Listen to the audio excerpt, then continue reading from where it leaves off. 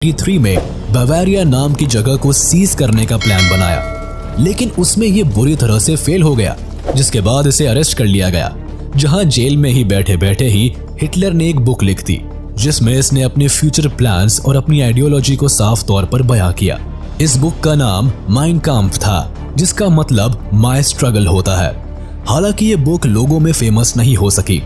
Hitler कुछ सालों बाद जेल से बाहर आया और दोबारा अपनी पार्टी पर काम करने लगा।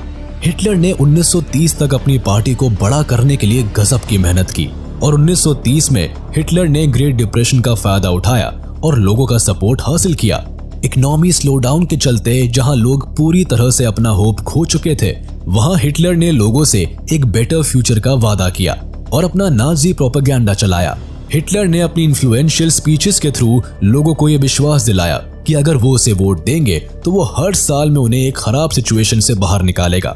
इस दौरान हिटलर बड़ी बड़ी रैलीज करता, अपनी स्पीचेस देता। लोग इसकी बातों से इन्फ्लुएंस हो जाते, जिस कारण इसने बहुत कम समय में पूरे जर्मनी में अपना जादू चलाया, जिसका असर वोटिंग्स में देखने को मिला। 1928 में हिटलर ने पहली बार चुनाव लड़ा था, जहां उसे केवल 2.6% वोट मिले थे। लेकिन इस बार यानी 1932 में हिटलर को किसी भी दूसरी पार्टी से ज्यादा वोट्स मिले। कई रिपोर्ट से दावा करती है कि हिटलर को 1932 के इलेक्शंस में लगभग 38 मिलियन वोट्स मिले थे।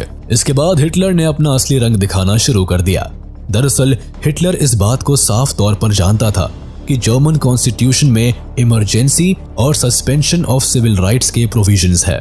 बस इन्हें लागू करने के लिए इसे एक सही समय का वेट था, जिसके लिए ये शांत बैठा था। हिटलर की इतनी पॉपुलैरिटी देखकर 30 जनवरी 1933 को प्रेसिडेंट हाइडेनबर्ग ने हिटलर को जर्मनी का चांसलर बना दिया। 28 फरवरी 1933 को जर्मन पार्लियामेंट में एक मिस्टीरियस आग लग गई। हिटलर ने सिचुएशन का फायदा उठाया और पूरे जर्मनी में इमरजेंसी लगा दी, जिसमें सिविलियंस से उनके सभी राइट्स को छीन लिया गया।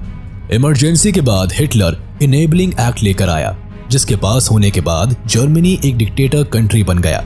इस एक्ट ने हिटलर को जर्मनी की सारी पावर सौंप दी, जिसके बाद देश में जितनी भी पॉलिटिकल पार्टीज और यूनियंस थे उन्हें बैन कर दिया गया।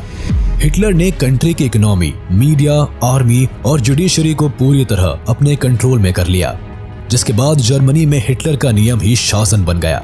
हिटलर ने स्पेशल सर्विलेंस और सिक्योरिटी फोर्सेस का भी इंतजाम किया, जो उसके खिलाफ साजिश करने वाले लोगों को पकड़ने का काम करते थे। अब हिटलर के पास जर्मनी की सत्ता तो थी, लेकिन उसे ऑपरेट करने के लिए पैसा नहीं था, जिसके लिए हिटलर ने जर्मनी को एक नई शेप देना शुरू कर दिया। हिटलर ने सबसे पहले हॉलमार्शाट नाम के इकोनॉमिस्ट को हायर किया, जिससे जर्मनी की हालत सुधर सके। हुआ भी ऐसा ही। हॉलमार्क के प्लान्स ने जर्मनी की हालत को सुधारा, जिसके लिए सबसे पहले वो full production and full employment के एम के साथ आगे बढ़ने लगा। इसके अलावा हिटलर के राज में फॉरेन पॉलिसीज में भी सुधार देखने को मिला। हिटलर ने सबसे पहले 1933 में खुद को लीग ऑफ नेशन से बाहर किया, फिर 1938 में राइनलैंड नाम की जगह को वापस अपने कब्जे में किया, साथ ही ऑस्ट्रिया और जर्मनी को दोबारा एक किया। इसके बाद हिटलर ने वेस्टर्न जर्मनी की ओर अपना रुख मोड़ा और चेकोस्लोवाकिया पर कब्जा कर लिया। हिटलर के इन सभी एक्ट्स में इंग्लैंड ने बिना बोले उसका सपोर्ट किया। वो इसलिए क्योंकि इंग्लैंड को लगता था कि वर्साइली ट्रीटी ने जर्मनी के साथ काफी बुरा किया था। कुल मिलाकर कुछ सालों में हिटलर ने जर्मनी की किस्मत चमका दी थी, लेकिन वो यहाँ रुका नहीं। उसमें और ज्यादा हासिल करने की चाह थी। हालांकि शाट ने हिटलर को समझाया भी था कि स्टेट में अभी फाइनेंशियल कंडीशन पूरी तरह से ठीक नहीं है, तो वो जो करे सोच समझ के करे। लेकिन हिटलर कहाँ किसकी सुनने वाला था। हिटलर इस इंसिडेंट के बाद सबसे पहले तो शाट को बाहर करता है और फिर इसने अपनी इकोनॉमिक कंडीशन को ठीक करने के लिए वॉर का डिसीजन लिया, क्योंकि उसके अकॉर्डिंग अगर जर्मनी ज्यादा से ज्यादा टेरिटरी को एक्वायर करेगा तो ज्यादा से ज्यादा रिसोर्सेज उनके अंडर आएंगे, जिससे उनकी फाइनेंशियल कंडीशन सुधर सकेगी। सितंबर 1939 में हिटलर पोलैंड पर हमला बोल देता है, जिसके बाद फ्रांस और इंग्लैंड भी वॉर में शामिल हो जाते हैं।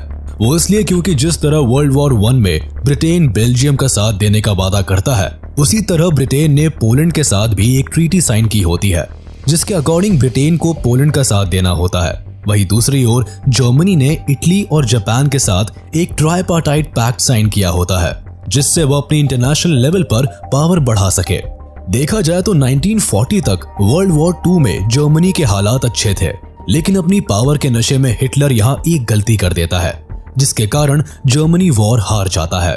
दरअसल जैसे ही हिटलर को दिखता है कि वो वॉर जीत रहा है, वो लगे हाथ अपने सालों से देख रहे सपने को भी सच करना चाहता है, जिसके अकॉर्डिंग हिटलर ईस्टर्न यूरोप पर कब्जा करना चाहता है। इस सपने को पूरा करने के लिए हिटलर 1941 में सोवियत यूनियन पर वॉर डिक्लेयर कर देता है, जिसके बाद हिटलर वेस्ट में ब्रिटेन और ईस्ट में सोवियत यूनियन को एक साथ संभालने में नाकामयाब हो जाता है और जर्मन आर्मी को ही बर्लिन तक खदेड़ देती है, जिससे सोवियत यूनियन का भी दुनिया में एक नया दौर देखने को मिलता है। अमेरिका अब तक वॉर से बाहर रहता है, लेकिन जापान पैसिफिक ओशन में अमेरिका के पर्ल हार्बर पर अटैक के कारण अमेरिका भी वॉर का हिस्सा बन जाता है। ये वॉर लंबी चलती है।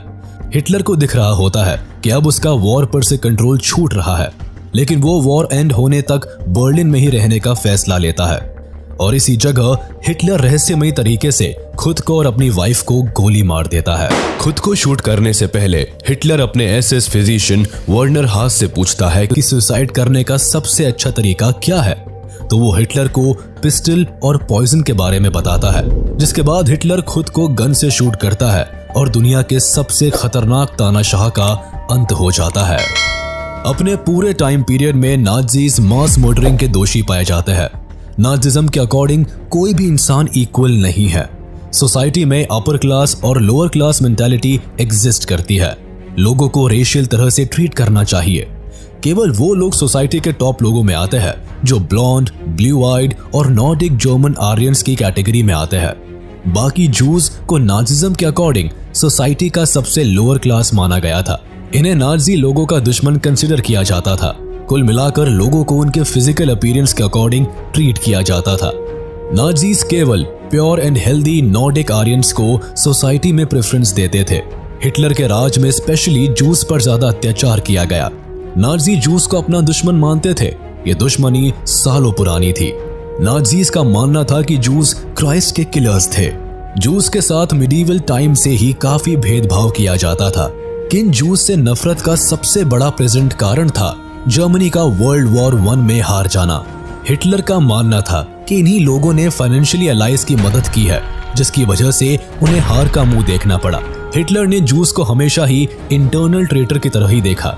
इन्हें रहने के लिए भी एक सेपरेट एरिया प्रोवाइड किया गया था, जिसे उस समय लोग घेटोस के नाम से जानते थे।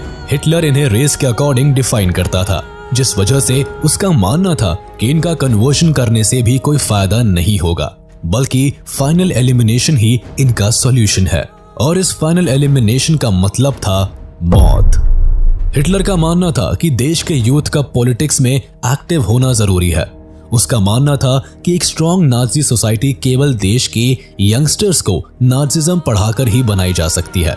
हिटलर ने स्कूल्स में भी बच्चों को जूस से नफरत करना सिखाया। उसने सबसे पहले सभी जूस टीचर्स को स्कूल से निकाल दिया। उसके बाद सभी नाज़ी बच्चों को जूस के साथ बैठना अलाउड नहीं था। बच्चों को भेदभाव सिखाया जाने लगा। हिटलर ने फिजिकली हैंडीकैप्ड बच्चों को स्कूल से बाहर कर दिया और बाद में उन्हें गैस चेम्बर में डाल दिया गया। केवल गुड जर्मन्स को ही स्कूलिंग का अधिकार था। इवन नाज़िज्म को बच्चों की टेक्स्ट बुक में इंट्रोड्यूस किया गया और उन्हें सिखाया जाने लगा कि उन्हें लॉयल और सबमिसिव बनना चाहिए। साथ ही जूस से नफरत करनी चाहिए और हिटलर की वर्शिप करनी चाहिए। हिटलर के समय में बच्चों को यह समझाया जाता था कि वुमेन मेन से डिफरेंट है और इक्वालिटी जैसी कोई चीज एग्जिस्ट नहीं करती। अगर वुमेन मेन जैसी बन जाएंगी तो सोसाइटी बर्बाद हो जाएगी। लड़कों को बताया जाता था कि उन्हें अग्रेसिव और मैस्कुलिन बनना है और वुमेन से एक्सपेक्ट किया जाता था कि वो एक अच्छी माँ बने और प्योर ब्लडेड आर्यंस को जन्म दे। इसके साथ ही वुमेन को अपनी प्योरिटी को भी मेंटेन करना होता था। उन्हें जूस से दूरी बनाए रखने को कहा जाता था। इवन अगर किसी औरत ने अनडिजायरेबल नाज़ी को जन्म दिया तो उसे पनिश किया जाता था और डिजायरेबल नाज़ी को जन्म देने पर उन्हें अवार्ड दिया जाता था। कुछ इस तरह के शिक्षा के साथ जर्मनी नाज़िज्म फैलाया जा रहा था।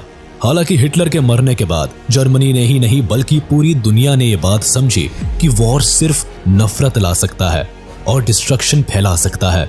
इसी वॉर के खत्म होने के बाद यूनाइटेड नेशंस जैसे ऑर्गेनाइजेशंस बने। हमें उम्मीद है कि आपको हमारा यह वीडियो पसंद आया होगा, तो इसे लाइक शेयर जरूर करेंगे और चैनल को सब्सक्राइब करना ना भूले।